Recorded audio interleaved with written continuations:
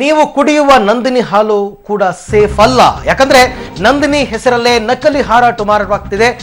ಮಹಾರಾಷ್ಟ್ರದ ಖಾಸಗಿ ಕಂಪನಿಯಿಂದ ನಂದಿನಿ ಹೆಸರಲ್ಲಿ ನಕಲಿ ಹಾಲು ಮಾರಾಟವಾಗ್ತಾ ಇದೆ. ಪ್ರತಿದಿನ 25 ಲಕ್ಷ ಲೀಟರ್ ಹಾಲು ನಂದಿನಿ ಹೆಸರಲ್ಲಿ ಮಾರಾಟವಾಗ್ತಾ ಇದೆ.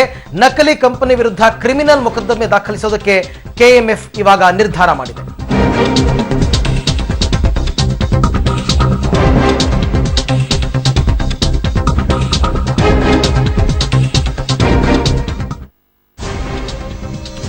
ಎಸ್, ನೀವು ಕುಡಿಯುವಂತಹ ನಂದಿನಿ ಹಾಲು ಕೂಡ ಇವಾಗ ಸೇಫ್ ಅಲ್ಲ ಅನ್ನುವಂತಹ ಮಾಹಿತಿ ಬರ್ತಾ ಇದೆ. ಯಾಕಂದ್ರೆ ನಂದಿನಿ ಹೆಸರಿನಲ್ಲೇ ನಕಲಿ ಹಾಲು ಮಾರಾಟವಾಗ್ತಾ ಇದೆ.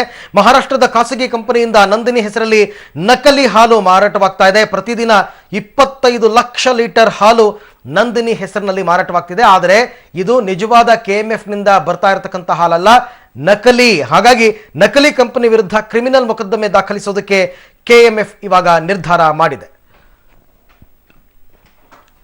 ಈ ಬಗ್ಗೆ ಮತ್ತಷ್ಟು ಮಾಹಿತಿಯನ್ನು ಪಡೆಯೋಣ ನಮ್ಮ ಪ್ರತಿನಿಧಿ ಪ್ರವೀಣ್ ಅವರಿಂದ. ಪ್ರವೀಣ್, ಇದು ಕೇವಲ ಮಹಾರಾಷ್ಟ್ರದಲ್ಲಿ ಮಾರಾಟವಾಗ್ತಾ ಇದೆಯಾ ಹಾಲು, ಅಥವಾ ಮಹಾರಾಷ್ಟ್ರದಲ್ಲಿ ತಯಾರಾಗಿ ಕರ್ನಾಟಕಕ್ಕೂ ಕೂಡ ಈ ನಕಲಿ ಹಾಲು ಬರ್ತಾ ಇದೆಯಾ?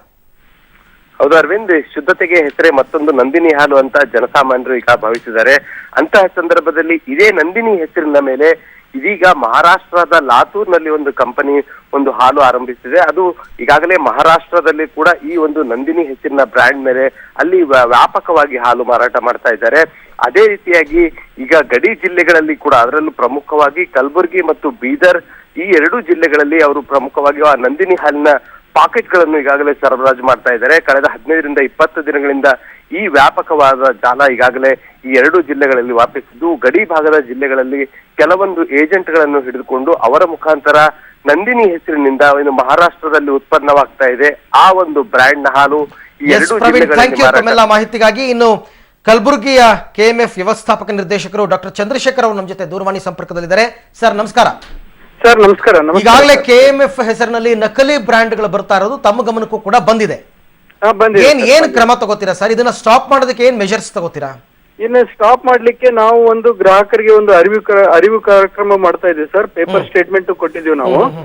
ತಮ್ಮಂತ ಸುದ್ದಿ ಮಾಧ್ಯಮಗಳ ಮುಖಾಂತರ ಕೂಡ ನಾವು ಜನರಲ್ಲಿ ಜಾಗೃತಿ ಮಾಡುವಂತ ಒಂದು ಕಾರ್ಯಕ್ರಮ ಕೂಡ ಹಮ್ಮಿಕೊಂಡಿದ್ದೀವಿ.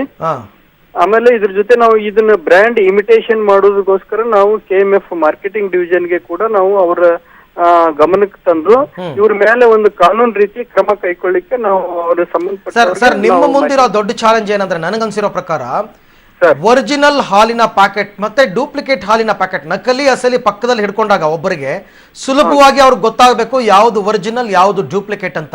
ಆ ತರ ಏನಾದ್ರು ಕ್ರಮ ತಗೊಳ್ಳೋದಕ್ಕೆ ಸಾಧ್ಯನಾ ಅಂತ? ಸರ್, ಆ ತರ ಅಂದ್ರೆ ಈಗ ನಮ್ಮ ನಂದಿನಿ, ನಮ್ಮ ಕೆಎಂಎಫ್ ಬ್ರ್ಯಾಂಡ್ ಮೇಲೆ ನಂದಿನಿ ಲೋಗೋ ಇದೆ. ಓಕೆ. ಆಮೇಲೆ ಕೆಎಂಎಫ್ ಮುದ್ರೆ ಇದೆ. ಸೊ ಇವೆರಡನ್ನು ನಾವು ಡಿಫ್ರೆನ್ಶಿಯೇಟ್ ಮಾಡಿಕೊಂಡು ಜನರು ಅದನ್ನ ಇದು ಮಾಡ್ಕೊಂಡು ತಗೋಬೇಕು. ಸರ್, ಯಾವ ಅಂಗಡಿಗಳಲ್ಲಿ ನಕಲಿ ಹಾಲು ಮಾರಾಟ ಆಗುತ್ತೆ ನೀವು ಅವ್ರ ಮೇಲೂ ಕ್ರಮ ತಗೋಬಹುದಾ? ಇದು ಕಾನೂನು ರೀತಿ ನೋಡ್ಬೇಕು ಇದನ್ನ. ಇನ್ನು ನನಗಷ್ಟು ಇದ್ರ ಬಗ್ಗೆ ಇನ್ನು ಇಲ್ಲ ಸರ್. ಆದ್ರೂ ಕೂಡ ನಾವು ಇದನ್ನ ನಮ್ಮ ಏನು ಮಾರುಕಟ್ಟೆ ಸಿಬ್ಬಂದಿ ಏನಿದೆ ಬೀದರ್ನಲ್ಲಿ, ಏನು ಗುಲ್ಬರ್ಗಾ ಹಾಲು ಒಕ್ಕೂಟದ ವ್ಯಾಪ್ತಿಯಲ್ಲಿ ಬೀದರ್ನಲ್ಲಿ ಸ್ವಲ್ಪ ಬಂದಿದೆ ಅಷ್ಟೇ ಇವಾಗ ಮಾರ್ಕೆಟ್. ಇದು ಮೇನ್ ಬಂದಿರೋದು ನಮ್ ಬೀದರಲ್ಲಿ, ಅಂದ್ರೆ ಲಾತೂರ್ದಿಂದ ಬೀದರ್ಗೆ ಬಂದಿದೆ. ಸುಮಾರು ಒಂದ್ 200ರಿಂದ 300 ಲೀಟರ್ ಇವತ್ತು ಹೋಗ್ತಾ ಇದೆ. ಅದ್ರ ಮೇಲೆ MRP ಕೂಡ ಸಹಿತ ಬರ್ದಿಲ್ಲ ಅವರು. ಸೊ ಅದಕ್ಕೆ ಇದು only to attract lower state of people, ಅಂದ್ರೆ ಈ ಲೋವರ್ ಇವರು ಇಲ್ಲಿಟ್ರೇಟ್ ಪೀಪಲ್ ಇರ್ತಾರಲ್ಲ, ಸ್ಲಮ್ಸ್, ಇಂಥಲ್ಲೆಲ್ಲ ಅಟ್ರಾಕ್ಷನ್ ಮಾಡ್ಕೊಂಡು ಅವರು they want to exploit this type of market. But anyway ಅದರ ಕಲರ್ ಕಾಂಬಿನೇಷನ್ ಆಗಿರ್ಬೋದು, ಡಿಸೈನ್ ಆಗಿರ್ಬೋದು, ಲೋಗೋ ಆಗಿರ್ಬೋದು, ನಿಮ್ದೇ ಪೇಟೆಂಟ್ ಇದೆ ಅಲ್ವಾ ಸರ್? ಇದೆ ನಮ್ದೇ ಇದೆ. ನಮ್ಮ ಆಲ್ರೆಡಿ ನಾವು ಕೆಎಂಎಫ್ ನಮ್ಮ ಮಾರ್ಕೆಟಿಂಗ್ ಡಿವಿಷನ್ ಗಮನಕ್ಕೂ ತಂದಿವಿ ಸರ್. ಇದು ಅದ್ರ ಬಗ್ಗೆ ನಿಯಮಾನುಸಾರ ಕಾನೂನು ರೀತಿ ಕ್ರಮ ಕೂಡ ಜರುಗಿಸ್ತಾ ಇದ್ದಾರೆ. ಈಗೇನದು ಕ್ರಿಮಿನಲ್ ಕೇಸ್ ಏನಾದ್ರು ಹಾಕ್ತೀರಾ ಹೇಗೆ? ಅದಿನ್ನು ಕ್ರಿಮಿನಲ್ ಕೇಸ್ ಇಲ್ಲ, ಬಟ್ ಅದಕ್ಕೆ ಸಂಬಂಧಪಟ್ಟಂತೆ ಒಂದು ಕಾನೂನು ರೀತಿ ಏನು ಆಗ್ಬೇಕಲ್ಲ ಸರ್, ಅದೆಲ್ಲ ಕ್ರಮ ಕೈಗೊಳ್ತಾ ಇದೆ. ಅಟ್ಲೀಸ್ಟ್ ಒಂದು ಕಂಪ್ಲೇಂಟ್ ಆದ್ರೂ ಆಗಿದೆಯಾ ಇದ್ರ ಬಗ್ಗೆ ಅಂತ? ಕಂಪ್ಲೇಂಟ್ ಅಂದ್ರೆ ನಾವು ಈಗ ನಾನು ಇದು ಕೆಎಂಎಫ್ ಬ್ರ್ಯಾಂಡ್ ಆಗಿರೋದ್ರಿಂದ ನಾನು as A MD of Gulbarga milk union ನನ್ನ ಹೈಯರ್ ಅಥಾರಿಟಿ ಗಮನಕ್ಕೆ ತರೋದು ನನ್ನ ಕರ್ತವ್ಯ ಸರ್. ಅದ್ರ ಪ್ರಕಾರ ಅಲ್ಲಿ ಜರುಗಿಸ್ತಾ ಇದೆ. ಓಕೆ, ಥ್ಯಾಂಕ್ ಯು ಚಂದ್ರಶೇಖರ್ ಅವರೇ ನಮ್ಮ ಜೊತೆ ಮಾತನಾಡಿದ್ದಕ್ಕೆ.